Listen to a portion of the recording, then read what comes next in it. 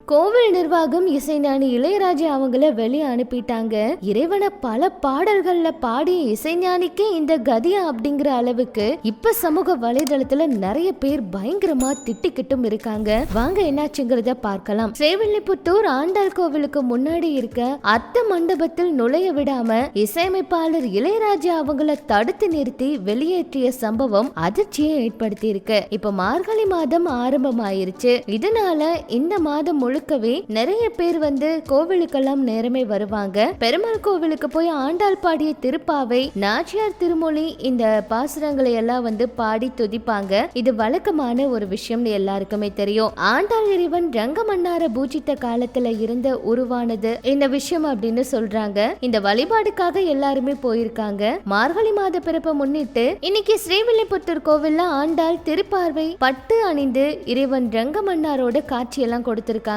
இதை தரிசிக்க தான் இசைஞானி இளையராஜா அவங்க ஸ்ரீவில்லிபுத்தூர் ஆண்டாள் கோவிலுக்கு அதிகாலையிலே போயிருக்காரு. அப்ப அங்க சுவாமி தரிசனம் செய்ய ஸ்ரீவில்லிபுத்தூர் ஆண்டாள் கருவறைக்கு முன்னாடி இருக்க அர்த்த மண்டபத்தில் இசையமைப்பாளர் இளையராஜா அவரு நுழைய முயற்சி பண்ணிருக்காரு. அங்க இருக்க அந்தணர்கள் எல்லாம் தடுத்து நிறுத்தி இருக்காங்க. இதனால அர்த்த மண்டப படியோட பக்கத்துல நின்றவாறே கோவில் மரியாதையை ஏற்றுக்கிட்டு இளையராஜா அவர்கள் சாமி கும்பிட்டுட்டு வெளியே வந்துட்டாரு. ஸ்ரீவில்லிபுத்தூர் ஆண்டாள் கோவில்ல அர்த்த மண்டபத்தில் இருந்து இசைஞானி இளையராஜா அவங்க வெளியேற்றப்பட்ட சம்பவம் பரபரப்பை ஏற்படுத்தி இருக்குன்னு சொல்லணும். இறைவனை பல பாடல்கள்ல பாடிய இசைஞானிக்கே இந்த கதியா அப்படின்னு நெட்டிசன்கள் கொதித்தெளிந்து கருத்துக்களை பதிவிட்டு இருக்காங்க. அதாவது இளையராஜா அவர்கள் திரைத்துறையில 50வது ஆண்டை நெருங்கி கொண்டிருக்காருன்னு சொல்லலாம். தமிழ், மலையாளம், தெலுங்கு, கன்னடம், ஹிந்தின்னு இதுவரைக்கும் 1000க்கும் மேற்பட்ட திரைப்படங்களுக்கு இசையமைச்சாரு. கர்நாடக இசை, மேற்கத்திய இசை, நாட்டுப்புற இசையில நல்ல பண்டிதம் பெற்றவர். தாய் மூகாம்பிகை திரைப்படத்துல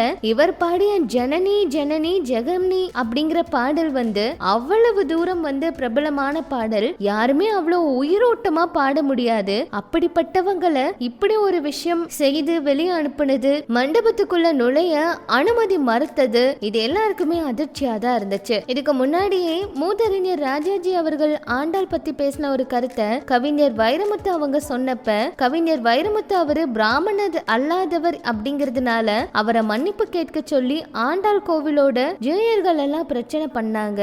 இந்த நிலையில இப்ப இளையராஜா அவங்களுக்கும் இப்படி ஒரு சம்பவம் நடந்தது அதிர்ச்சியை ஏற்படுத்தி இருக்கு. இதே போல திருவண்ணாமலையிலும் ஒரு கலெக்டருக்கு கோவில் உள்ள போக முடியாம காவல்துறையினர் அனுமதி மறுத்தது, இப்படி நிறைய விஷயங்கள் சமூக வலைதளத்துல பரவிக்கிட்டு இருக்கு. சொல்ல போனா இந்த செய்தி இன்னைக்கு காலையில இருந்து ரொம்பவே பரபரப்பா இருக்குன்னு தாங்க சொல்லணும். இது பற்றி உங்களோட கருத்துக்களை சொல்லுங்க.